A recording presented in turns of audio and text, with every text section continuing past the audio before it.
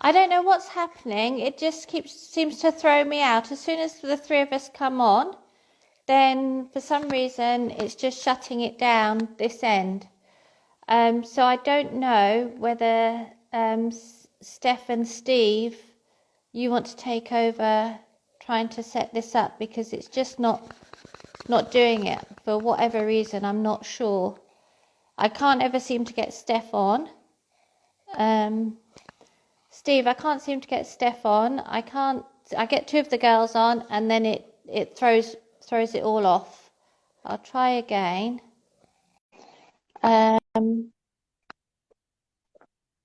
Try again. Katerina, can you see if you can join?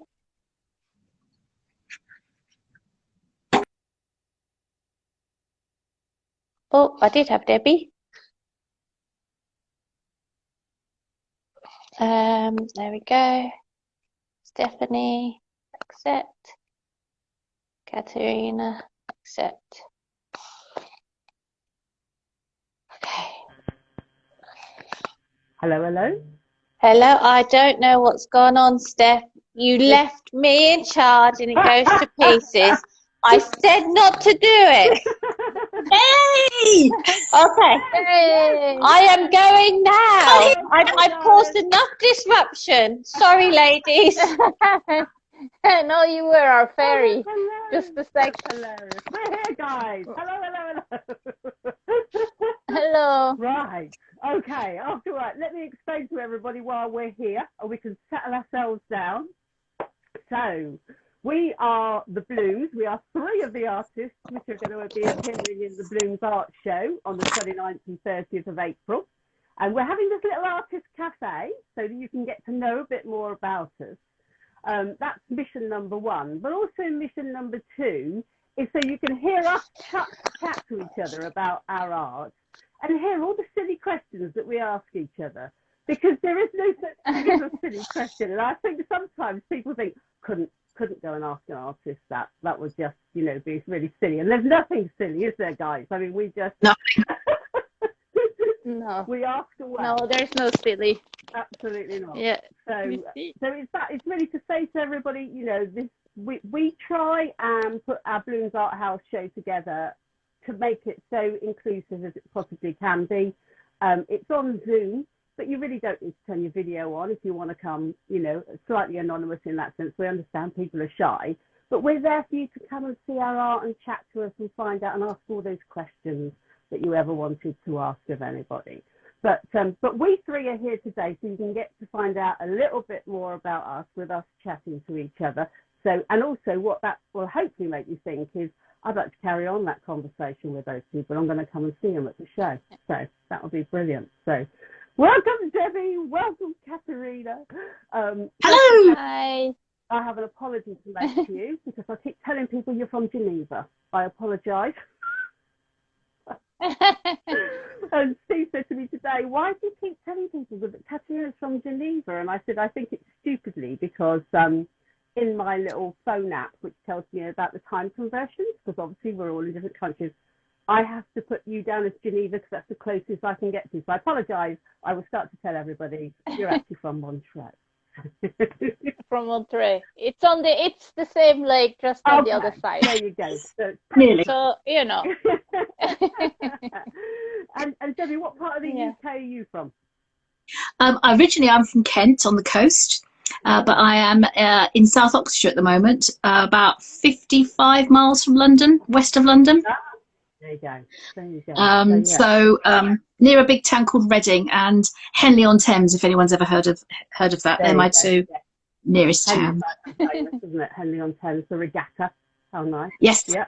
Yes. And I'm from Stratford-upon-Avon, famous for Shakespeare. So there you go. Yeah. All very cultural. Is Montreux? Am I pronouncing that right? Is it Montreux? Montreux. Fluent now I am. Look at that. Excellent. All right. Well, what I'm going to start doing is I'm going to start off saying, asking Katerina to tell us a little bit more, and then Debbie, and then me, and then we can have a general chat afterwards. Does that make sense? So, absolutely. Katerina, watercolor, that's your main medium, and Yes. you paint the divine feminine.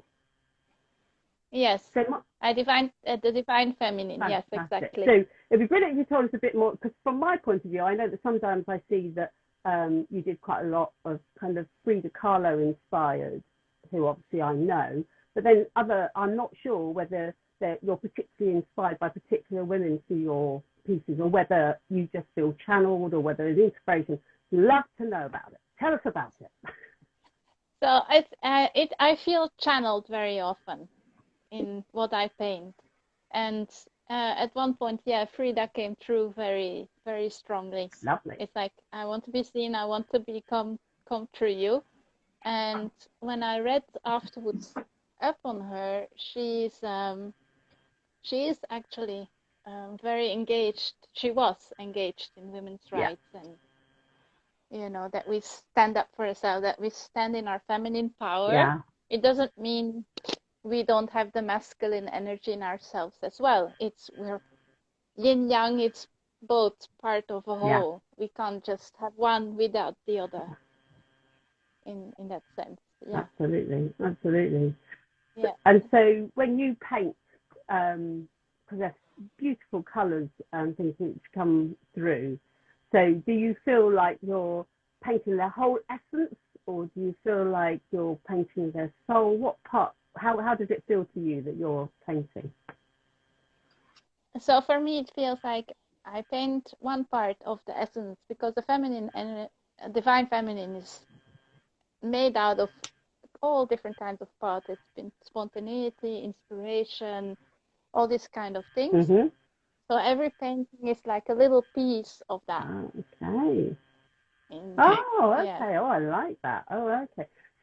So someone might feel like they really connect with that piece of that and think, oh yeah, that bit, I've got that, and so connect with it, and there you go. Excellent. Oh, I love it. I love it. See, this is why I love finding out about other people's art. I find it so.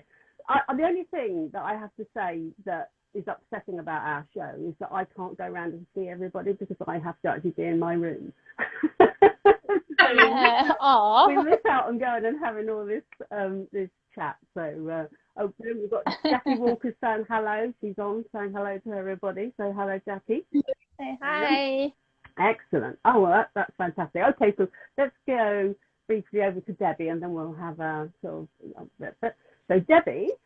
Hello. Ceramicist, but you focus on moon jars, don't you? Which are yes, wonderful vessels, but you don't do them on the wheel, do you? You build them up, and you do some different things with the firing. Tell us, Stu. Right, yeah, I hand build. So I make coils of clay, and I if they're quite small, I can make them just with the coils. But if they're larger, I need to put them into molds to support the clay while it dries off a bit. And then I put the two halves together, which may sound sort of like it's a little bit cheating, but several years, well, before COVID, and I've lost track of where in time this all happened.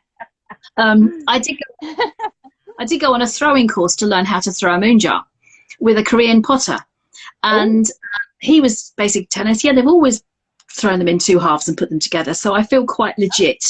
You are. But yeah, it's the way I fire comes from a sort of a couple of threads coming together. Many years ago, I was doing a course, and we were doing about smoke firing, and smoke firing is literally where you put a pot in a smoky atmosphere, and clay just soaks up the smoke, and you can get the most wonderful swirling effects. And when I started working with moon jars, I thought, oh, hang on, that would give me a really wonderful lunar like surface, because traditionally moon jars are white, and I thought, no, I'm a child of the space age, and the moon means something to me. So I wanted to get that sort of light and shade going on, and smoke firing was just perfect for that. The only slight dampener there is I love colour. You can't get coloured smoke to stick. So Oh no. Well, I've never, to be fair, I've never tried. Hey, there's an idea. Yeah. Yeah. So, and I recently got a kiln and playing with all the glazes in it. And my favourite glaze at the time, oh, it was a nightmare. The number of kiln shells I ruined because it was just so runny. Oh. And then I just came across this idea, well, okay, I'll just glaze the top third, and it looks odd when you do that. I know, I'll smoke fire it. I'll glaze it and then I'll smoke fire it. So the top and bottom will be decorated. And it was just like, oh, this will never work. And I did it. I was doing some ordinary smoke fire and I put in a glazed pot, and it came out and it was like, oh my God. This is just, and it was like, okay, where else is another pot? You know, I just couldn't wait to sort of, and that was it.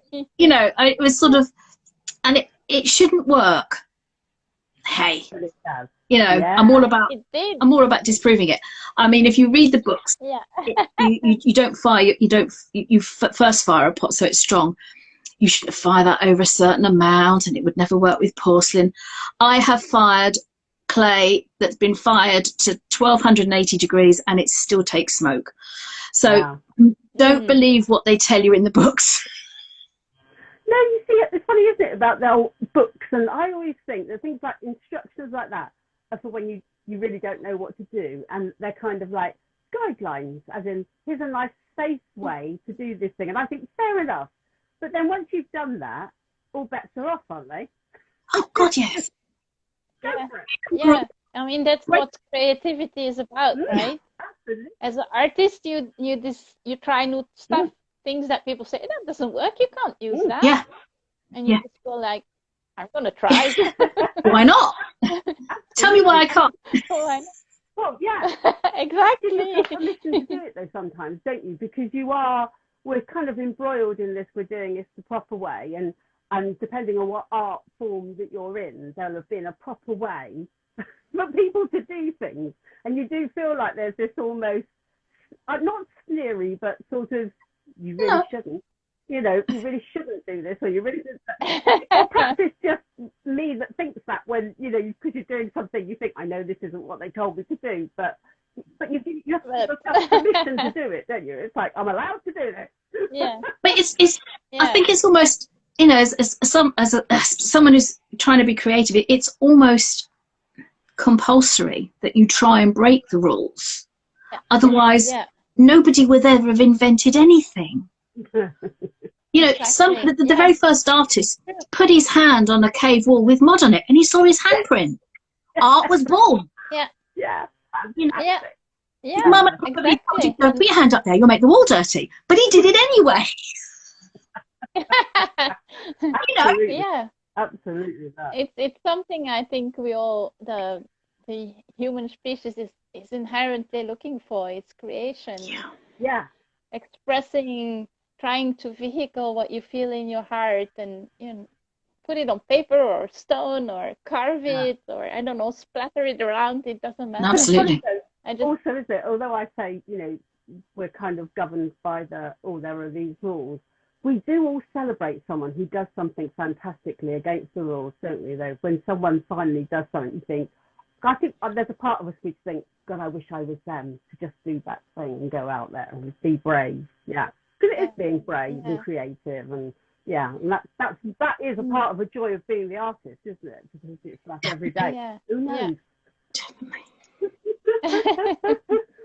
Yeah, and you never know who you inspire to try out stuff. I love that. I love that idea that when someone comes and sees you at a show or something, and they just say, "Can I just say that I came and spoke to you last time, and that inspired me to go on." It doesn't matter what it was they went on to do. No. But you inspired them to do it. No. And you just think, oh, that's just such joy that something that I said or did was a springboard to something Made else. such a difference. Yeah. Absolutely. It's really, that's I think one of the beautiful side, or maybe the most important one is that you can inspire people. Yeah. And to go out, that they try things they would maybe not have, even if it's going for, I don't know, I'm going to walk from here to Rome, or I'm going to take my bicycle and I just I'm go just gonna off to go. Iran. Yeah, Absolutely that. go for it. Yeah, Absolutely that. Absolutely yeah, that. Which also goes along, once again, one of the, I know we say about people coming and talking to us at the show, but that also is, it's that encouragement, isn't it? It's that until they come and have those conversations with people. And if you are, and I know there are a lot of people that I found when we got through COVID who are actually housebound people for various reasons. And of course, we met them more because we were doing more online things. And I sort of think, well, our environment being online is inclusive in that sense. So somebody who couldn't necessarily go out to a show can come and let's travel the world. Because we've got Australia, New Zealand, Italy, Montreal. Montreal.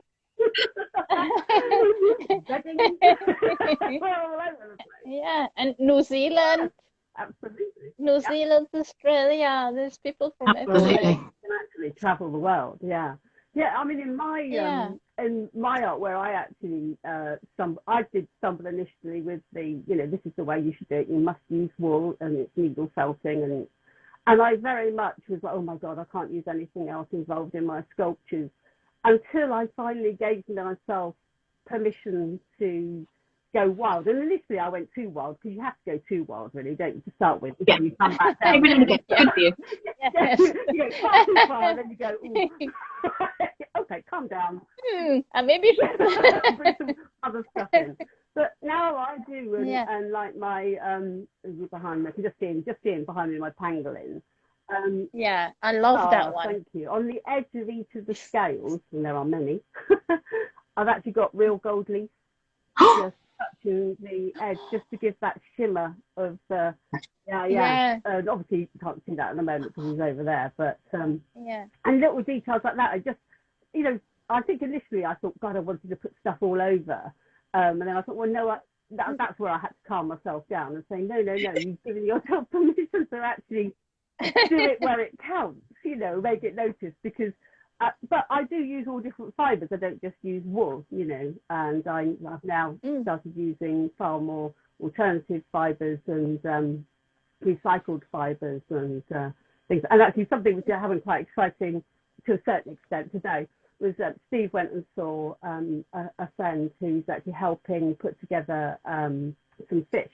And he has pet sheep and pigs and emus and rheas. And so he was saying, oh, just Steph, needs the fleeces, because I can't do anything with the fleeces.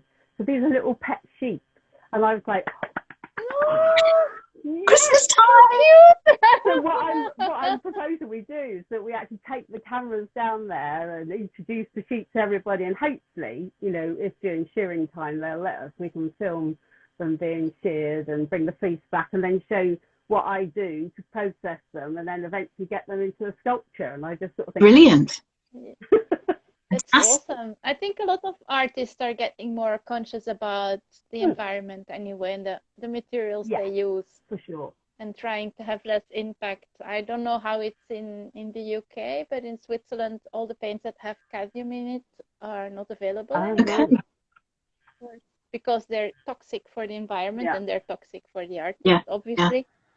So I love that you try to have like a fair environment for the animal where you get the wool from. Yeah, I mean, the thing is, now there are far more opportunities to do that. And in fact, I was talking to Linda Bell, who's our artist from New Zealand, who is a vegan, because I speak to her. I always call her my friendly vegan, because I understand veganism from my point of view, which isn't as a vegan, and you need to know, and it's not always the right view, is it? And sometimes I like to talk through with Linda about how I got the right understandings of, because it's all about inclusivity. In my world, it's all about inclusivity, of bringing people into my world. And I understand not everybody will want to use wool or have wool in their sculptures, and I can actually provide whatever they need, because there are just this huge variety. And if you need to know the name of the sheep that provided the wool, brilliant, I can do that too. And it's like, if that's important, that's fine by me. And because we should all be open about what's important to us, and it shouldn't be a barrier. I just think none of these should be a No. barrier. We should openly talk about it. Yeah. Absolutely. Absolutely. Yeah. Somebody asked You, about you, do we see artists as competition or inspiration, which is an interesting question. I mean, I've already got one idea from talking to you two ladies this evening: coloured smoke. You know? Yes. I've seen like these people that decorate the pots with soap bubbles, and they add the color to the soap bubbles, maybe something like that. Yeah. I mean, that's good fun. I mean, there's all sorts of sort of different ways, but I mean, I certainly see other artists, not just other potters, but you know, anyone artistic working in creativity is an inspiration to me. Absolutely.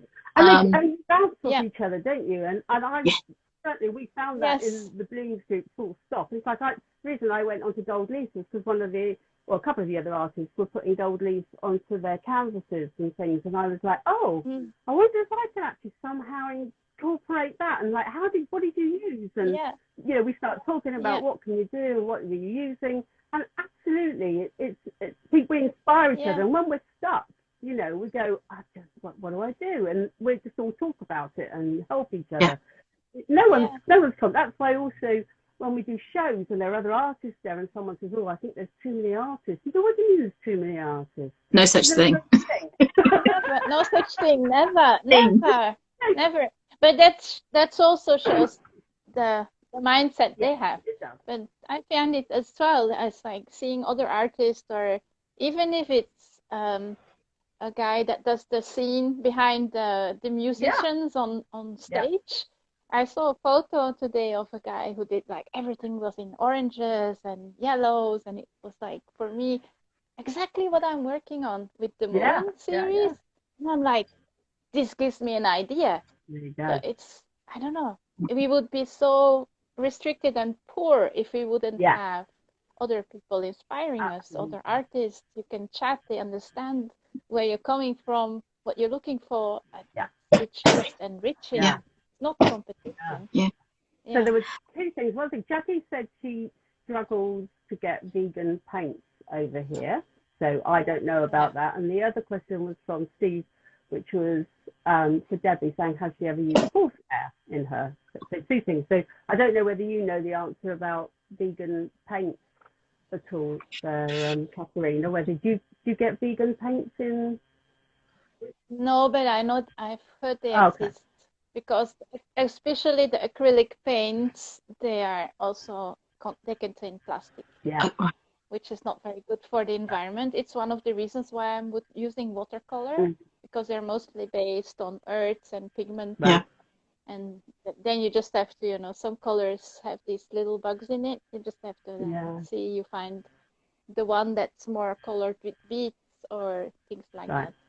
But the acrylic paints, there are vegan kinds that are coming out. Okay.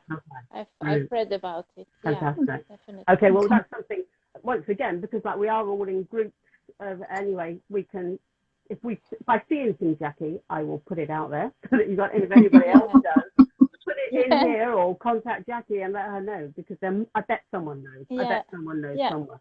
I'm gonna have a look after the chat in one of the companies where I order from, because I think I saw it there, and I'll send it to her. Perfect. Yeah. So Debbie, horsehair, do you use it? Yeah. I've played. It's you take the pot. It's a little bit like raku in that you take a pot out of the kiln at 1,000 degrees, and then you let it cool for a bit, and then you use horsehair because it's thick.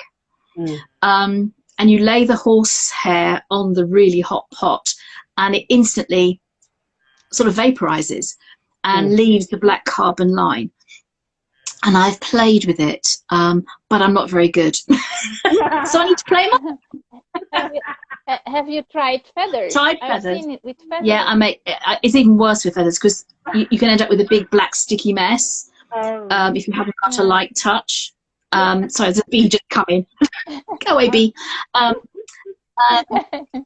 So horsehair is a little bit easier to manage. Feathers you have to be incredibly delicate with, and I just Yeah. I haven't played enough. Clearly, I need to go away and play more. But I mean,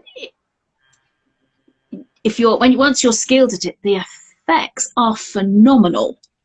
Mm. You know, and literally you're just burning stuff. That's just what gets me. You're burning stuff. But yeah, more playtime. Yeah. Oh yeah, I mean, Yeah. the only time I've ever got to sit is on the Great Pottery Throwdown when they do raku outside, don't they? And they have different, they bring different things to burn and that's the only time that it looks great fun. But the trouble is with something like the Pottery Throwdown, is it makes you think that you can do stuff like that, and I know I can't. It's like, I mean, Well, never say never. Never say never.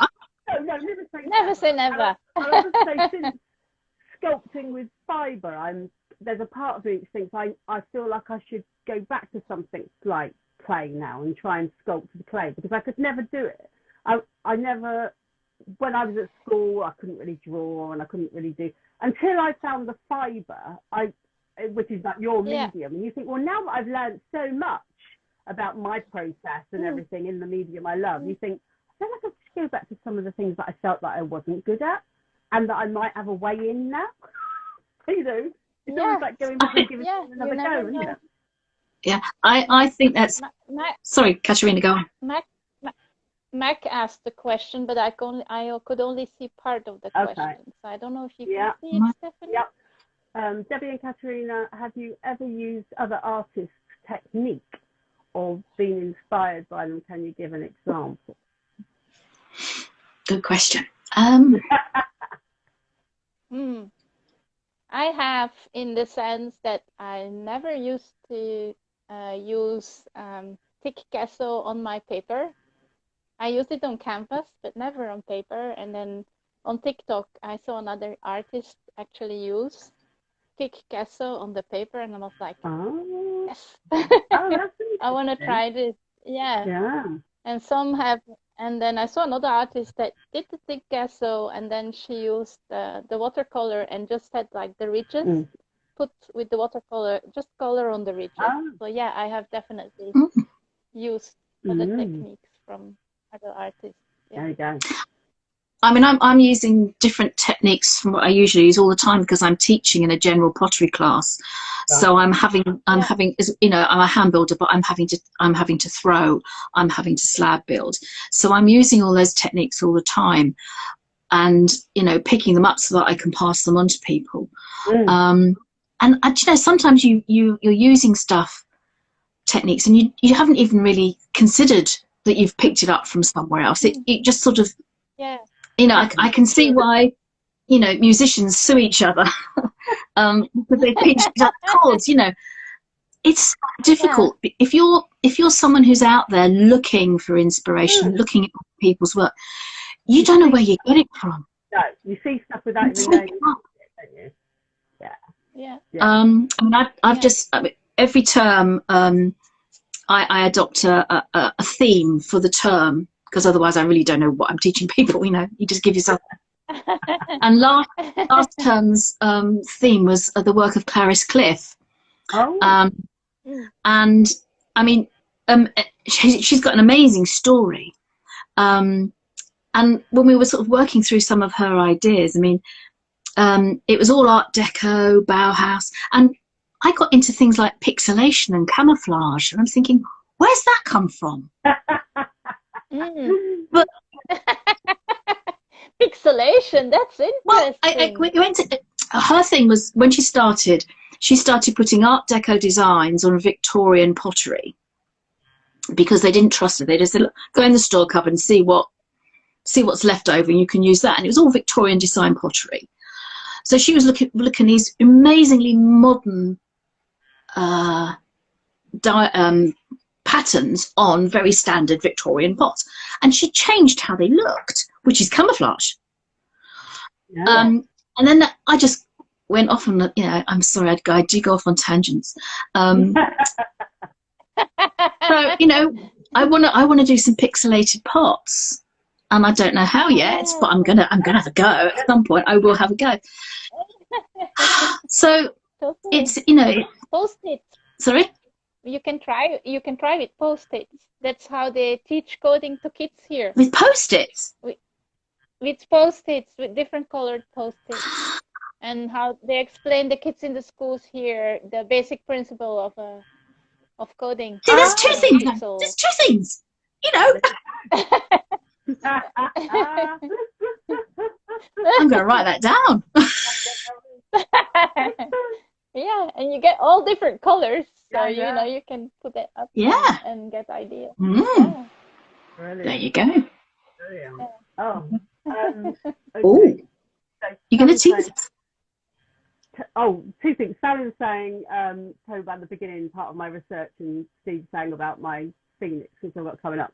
So what Sammy's alluding to here is once I get into doing my sculpting, you know, which is, I always say, is the more intuitive part. Before I actually get to that bit, I do a huge amount of research about the animal. And in fact, I'm just about to start to do a phoenix, which obviously is a fantasy animal. So my research is going to be around all the different versions that people have brought out in fiction, and a lot of the Harry Potter's, in fact, an awful lot of pictures were done of a version of a phoenix in the British Library and things like that. But it just enables me to really research into those things. But in something like my pangolin, which I've got behind me, it enables me to really narrow down why I'm doing something. And I always say, I start off by thinking, oh, I'd love to do a pangolin. And then you go into the depths and think, well, there isn't just one, is there? How many species are there, and what are the problems? And then I find that, yes, I feel connection with this. And with the pangolin, you know, they're in Asia as well as Africa, and it's like, oh, I'm going to do the African one. Why are you going to do the African one? Because it's just going to do the tree-dwelling one, and the one which does this.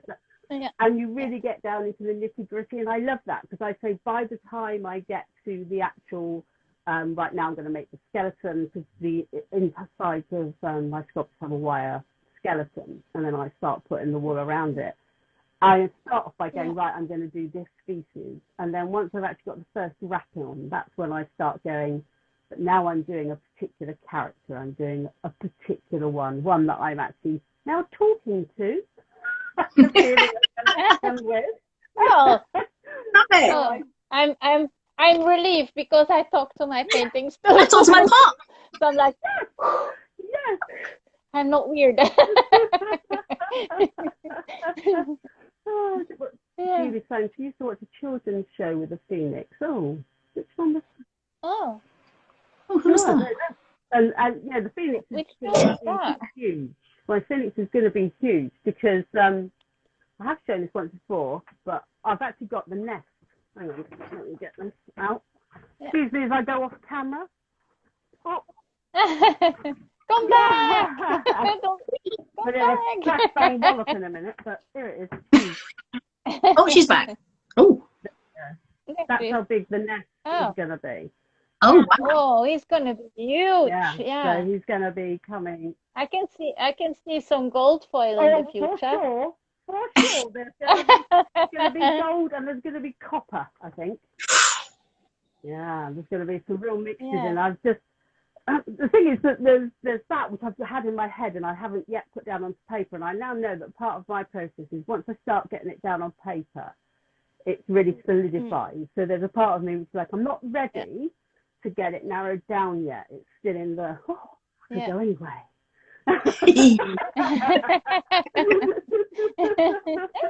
Who knows where it will take us. Which is brilliant. Oh, you know, I think we may. Are we coming to the end of our 30 minutes? I think we might be. One thing I'm also going to say is that, Debbie, you're guesting on Wacky Lamps' show on Sunday, aren't you? Yes, I am. Looking forward to that. That's on Instagram here, and that's at Wacky Lamps. If people want to catch you again on Sunday. Is it 5 o'clock he's doing that? Yeah. 5 or 6, I can't remember now. Please confirm. Hang on. I have my diary. There you go. I think it's 5 o'clock. There you go. And I haven't written it in my diary. Did you write it down? It's on the messages. I'll look and Yes, it's 5 o'clock. So Well, brilliant. 5 o'clock. Wacky Lamb says, Wacky Lamb. Wacky Lamb says 5. Excellent. I'll write it down. Yeah. So, Yeah. so you Yeah. another chance to have a chat to you there. Now, what we will do is obviously, I noticed that when we very first started that Sammy put everybody's individual pages so they can go and look you up as well. And we will make sure that's on. If anyone's got any extra questions that we've missed, we will try and catch that, because before it shuts down, I think we can catch those. But otherwise, come and see you if your question has not been answered. Yeah. Come and Yes, see us. absolutely. Yeah.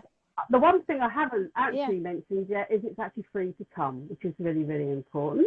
You don't have to pay to come in and see us, but you do need to register because we need to send you the link to actually come to the show. So we will put the links below, but you can come to the balloons.co.uk website, and there's a big red ticket button that you can press and take you there. And also in the profile of the Balloons Art House page here, we have a little link tree where you can literally just click and go and get your tickets. So you need to register. You'll then be sent the link to come and see us and everything.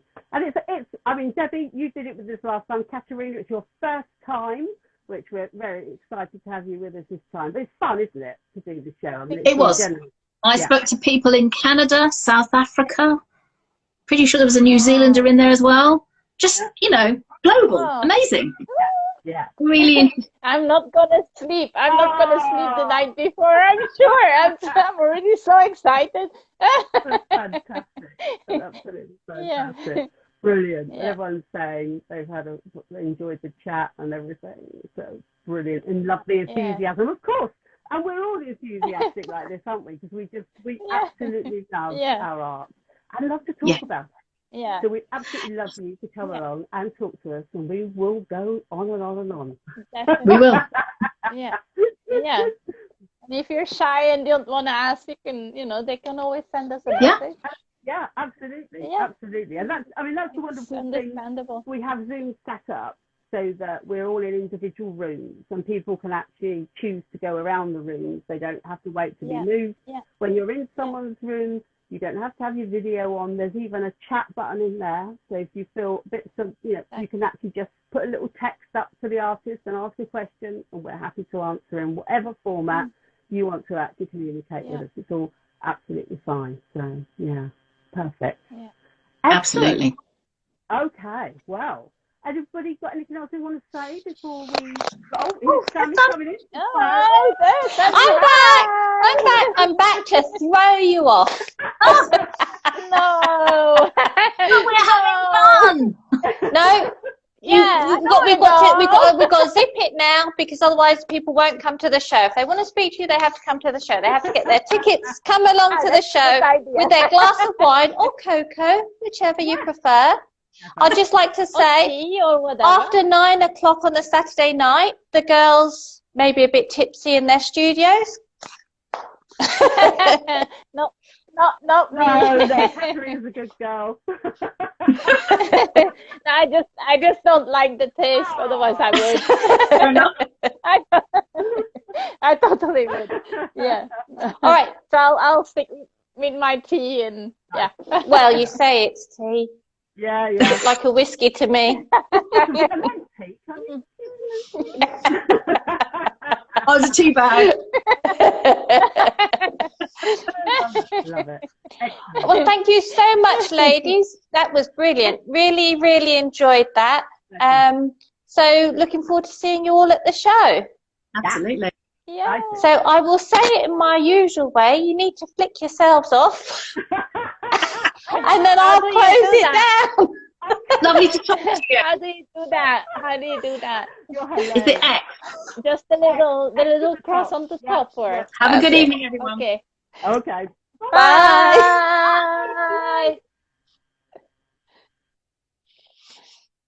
Okay. Bye-bye, everyone. We're going to put all the details in the notes at the end. But thank you for watching, and we'll see you next time, because we've got another live on Monday. No, Monday? I think it's Monday. I'll double check and let you know. Okay, bye.